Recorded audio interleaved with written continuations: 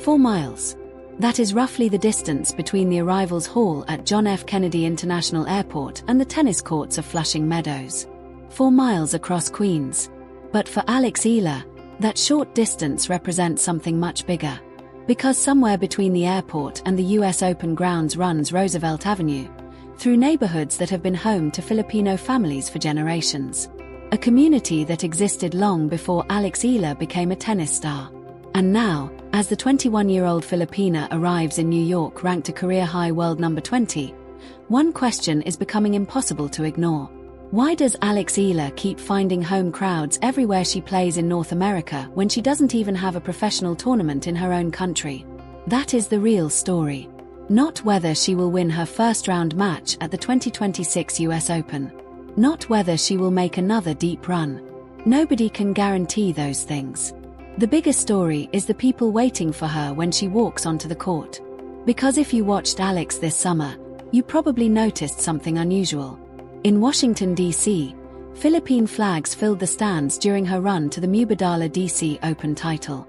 In Toronto, thousands of fans reportedly turned out to support her. In Cincinnati, the crowd often sounded less like a neutral tennis audience and more like a home section. And now she is in New York. The obvious explanation is simple. Alex Eala is becoming a star. Her victories are attracting fans. Her rankings are rising. Her biggest wins are bringing attention to Filipino tennis. Every tournament gives more people a reason to watch her. And that explanation is partly true. But it misses something much bigger. Alex did not create this audience. She activated it. And that difference changes the entire story. To understand why, you have to understand who was already there before Alex arrived. Alex Eala is 21 years old, a left-handed player from Quezon City in Metro Manila. She began training seriously at a young age and eventually developed her game at the Rafael Nadal Academy in Mallorca. By August 3, 2026, she had reached world number 20, the highest ranking of her career. She had also achieved something historic. At the Mubadala DC Open, she won her first WTA Tour singles title, defeating top seed Jessica Pegula in the final. That victory made her the first Filipina in WTA history to win a T-level singles title. But her history with the sport goes back further. In 2025, Eala became the first Filipino player, male or female, to win a Grand Slam main draw singles match in the Open era. She defeated 14th seed Clara Tauson at the US Open after an unforgettable comeback. And then came Wimbledon. Alex defeated defending champion Iga Swiatek and reached the second week of a major for the first time in Filipino tennis history. This year, she has also built a remarkable record against the world's best, including 7 wins over top 10 opponents. On paper, that explains why people are watching. But paper cannot explain the noise. Because here is the paradox. Alex Eala has no home tournament. The Philippines does not currently host a WTA-sanctioned event on the professional calendar. She has never played a WTA Tour singles match in front of a packed home crowd in Manila. Yet in 3 different countries over a matter of weeks, she has experienced something that many players spend their entire careers searching for. A home court advantage. Washington, Toronto, now New York. Most players get that feeling in one city. Alex seems to carry it across borders. And that raises another question. Where did all these fans come from? Go back 1 year. August 24, 2025. The US Open. Same complex. Same city. Same Queens neighborhood. Alex was ranked number 75 in the world. She was playing 14th seed Clara Tauson in the first round.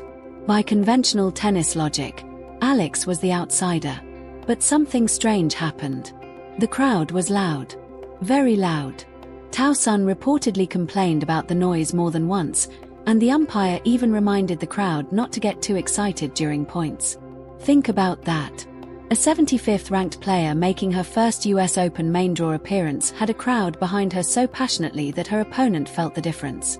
So who were those people? Who showed up that morning? And why were they already there? The answer becomes clearer when you look beyond tennis. The New York metropolitan area has one of the largest Filipino-American populations in the United States. A 2014 census estimate counted more than 262,000 Filipino Americans across the wider New York, northern New Jersey and Long Island area. That number is more than a decade old. These aren't simply sports fans. These are families, workers, professionals, parents, children, entire communities that have spent decades building lives in New York and its surrounding areas. And in Queens, you find something even more important. A Filipino cultural presence that predates Alex Eala by decades.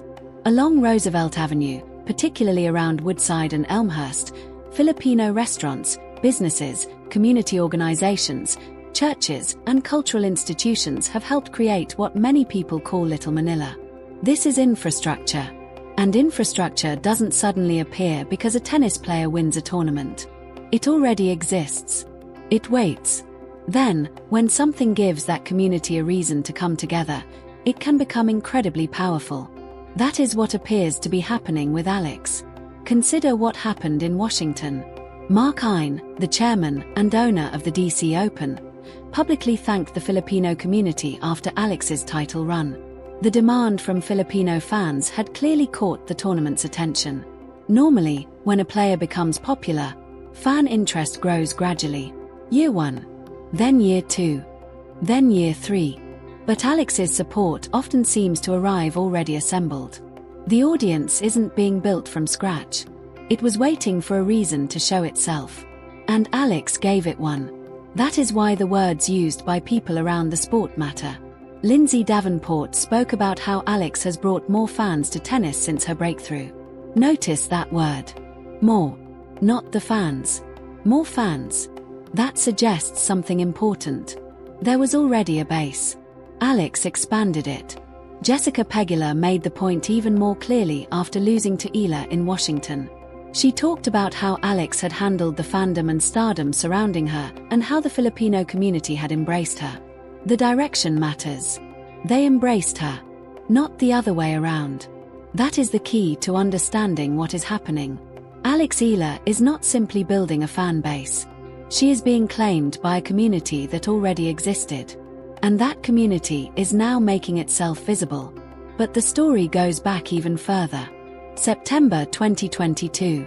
The US Open Junior Championships. Same complex. Same Queens neighborhood. Alex Eala was only 17 years old. She won the junior girls singles title at Flushing Meadows, becoming the first Filipino singles Grand Slam champion at any level. That achievement was historic. But something else happened around it. Filipino fans were already there. And Manny Pacquiao publicly celebrated the achievement, speaking to the pride of more than 100 million Filipinos.